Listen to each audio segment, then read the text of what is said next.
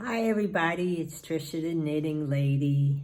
I was making a video before and messing up, and then I had to watch Crystal the Crazy Chicken Cat Lady. It's her birthday, so if you get a chance, please drop by and wish her a happy birthday. She had a fun live. She gave away a lot of patterns. Also, someone else donated something, and then her mother donated yarn at the end. All that for her birthday. How generous of her. So I won a pattern. So I selected her roundabout ruffle shawl. So she must have been there for over an hour. It was fun.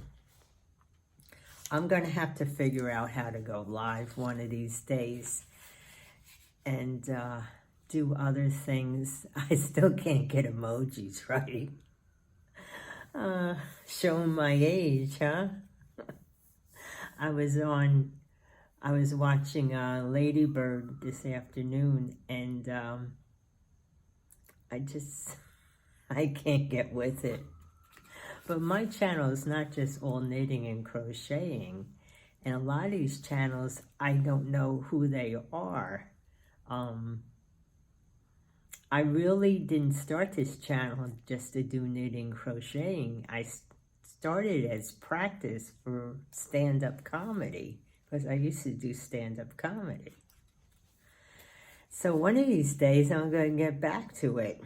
But in the meantime, that's why I can't be serious all the time. And I can't just talk about knitting, crocheting. Number one, I can't do tutorials. I have something wrong with my hand, my left hand. You don't want to see me do tutorials.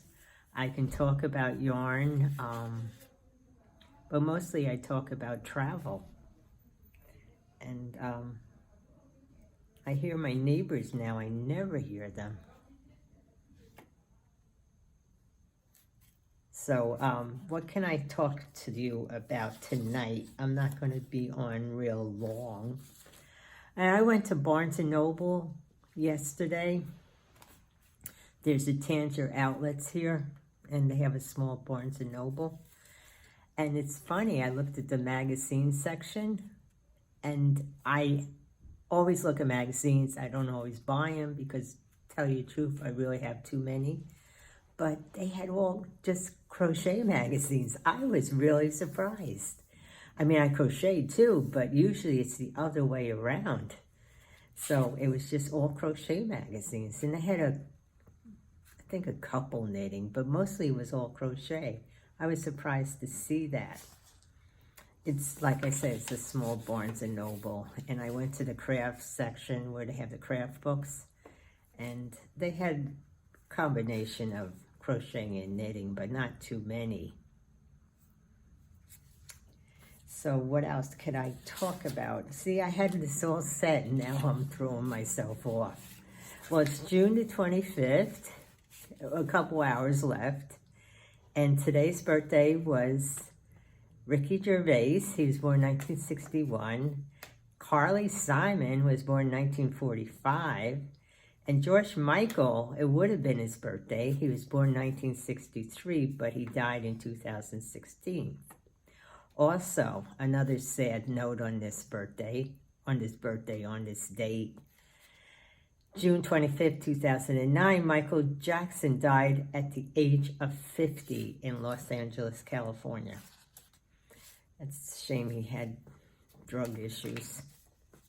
And on this day in 1876, Lieutenant Colonel George A. Custer of the 7th Cavalry died at the hands of the Sioux and Cheyenne Indians at the Battle of Little Bighorn in Montana. I saw that national monument.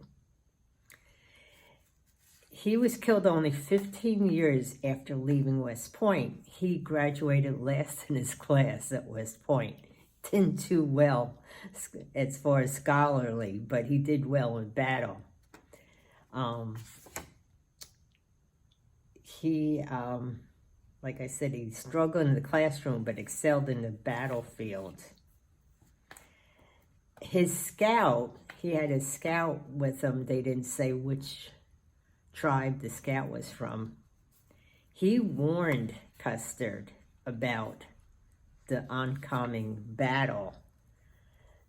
In fact, the scout's name was Bloody Knife.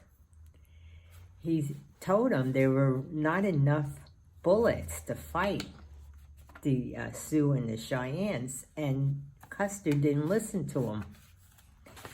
He had more people, more soldiers, but then he just went out to do battle with only 200 soldiers. And 200 soldiers died. They died at the hands of the Native Americans. They were overcome. It was 200 versus 3,000.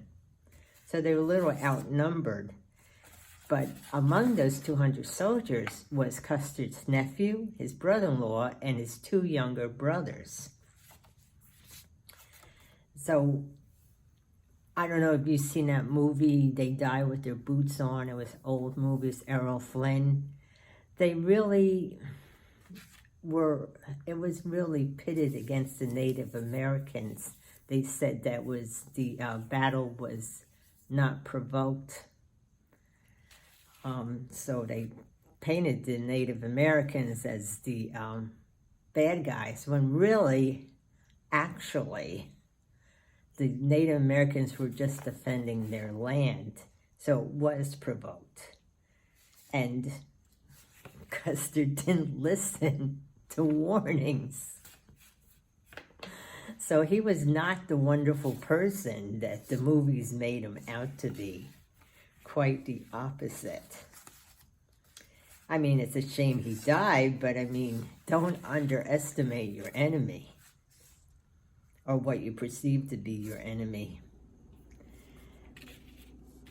So that's about it. What can I tell you? With Carly Simon, I have a little bit of trivia for her. My father worked for her grandfather before he started working for the post office. My father worked for the post office for over 40 years.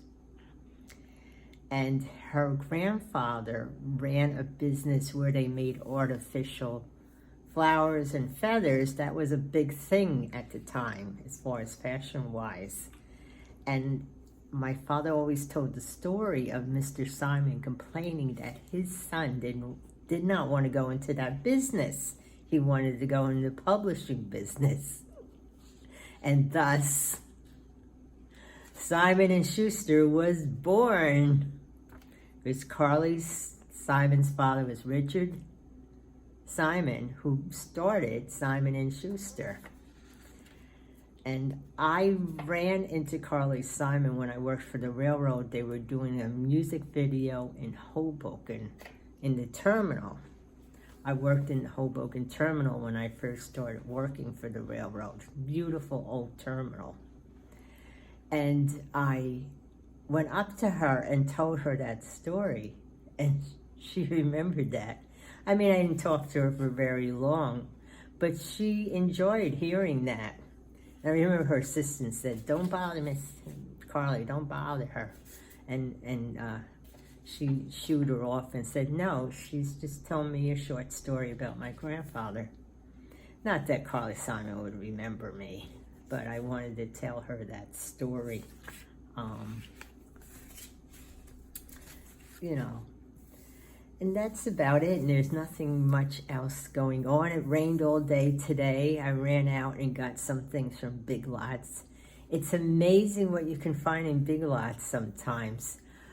I always had a job working with Big Lots, and the reason I didn't take it is because I had taken another part-time job, and that didn't work. Oh, it was the job with Joann's, because I work part-time when I'm not doing taxes.